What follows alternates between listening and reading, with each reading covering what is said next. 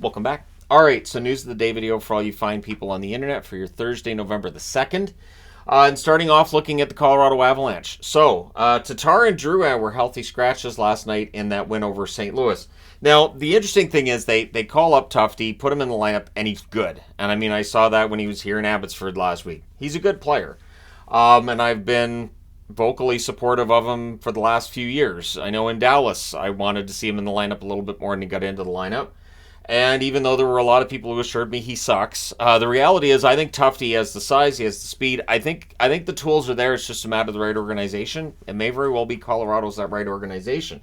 But the interesting thing with last night is the fact that Tatar and Drouin were both healthy scratches. Drouin started out the season on that first line, not producing though. And that's the thing. Like, you can go out there and skate well and you're generating some chances here and there, but if the production's not there, you may find yourself watching the games from above rather than being on the ice and playing in them.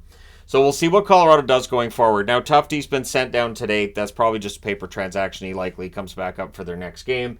But it will be interesting to see what Colorado does with their lineup, what changes need to be made, or, maybe you go back to that same lineup and just figure that Tatar and Drouin will figure it out. So, yeah, we'll be interested to see what they do.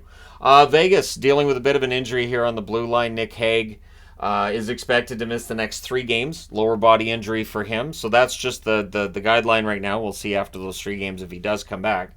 But for Vegas, a team not a stranger to having injury issues. Injury issues, in part, kept them out of the playoffs a couple of years ago. So it's nowhere near the level it was a couple of years ago. Missing Nick Hague for a few games, I think they have the depth to cover for that.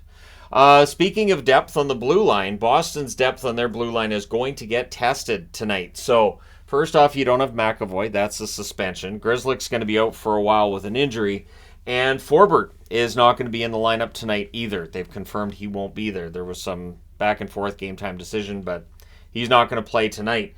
So for Boston, against a Toronto team that may come in with a lot of motivation to beat Boston, it'll be interesting to see how that game plays out.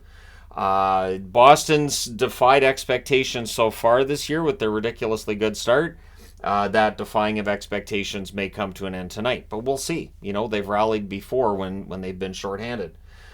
So Hamilton, the reason why I'm wearing a Bulldogs jersey, of course, the Hamilton Bulldogs get moved because, well, the building, right? So Tim Leiweke, who you may recognize the name of if you're familiar with the Seattle Kraken and their ownership group. Tim Leiweke is pledging $300 million for the renovation. So this is a private renovation. It's not public funds.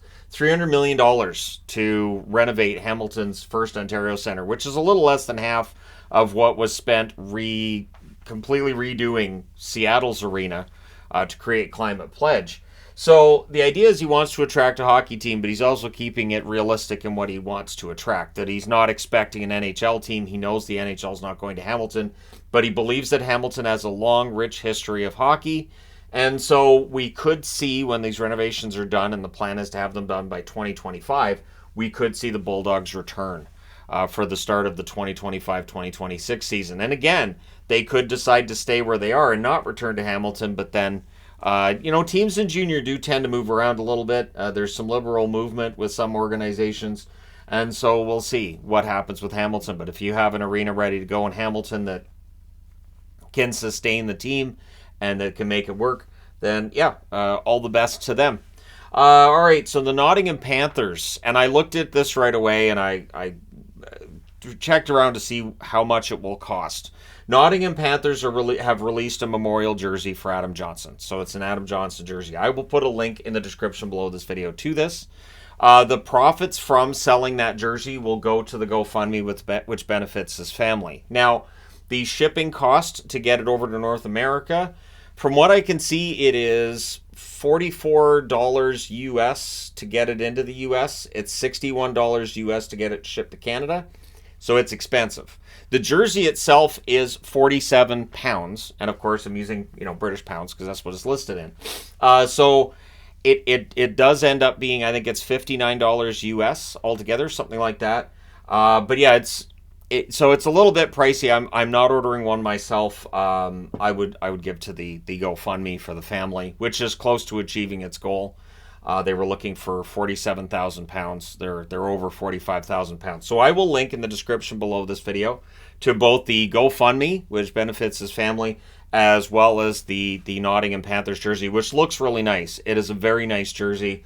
And no, I haven't been talking about it because I know that the internet detectives are all over this, and they're screaming for blood and everything. And the reality is that everybody involved in this has said this is a time for mourning. This is a time to, reflect. The whole league went on pause, and it really, there is a police investigation, so there's that.